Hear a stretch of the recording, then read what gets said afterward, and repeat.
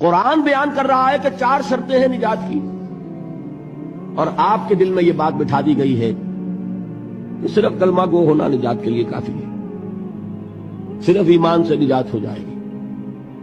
یہ بات جو ہے ذہن میں رکھیے، ایک نجات وہ ہے جو ہزار برس تک جہنم میں کوئلہ بننے کے بعد نجات ہوگا، اس نجات کی بات نہیں کرتا۔ وہ نجات تو ملے گی آپ کو یقیناً۔ جس شخص کے دل میں رائی کے دانے کے برابر بھی ایمان ہوگا، وہ اپنے اعمال کی، اپنے کرتوتوں کی سزا بھگت کر بالآخر جنت کے اندر داخل کیا جائے گا، جہنم سے نکالا جائے گا، اور نکالا جائے گا تو اس وقت حال کیا ہوگا؟ جیسے جلا ہوا کوئلہ، اس کے سوا کچھ نہیں۔ حدیث میں اس کی شرح آئی ہے۔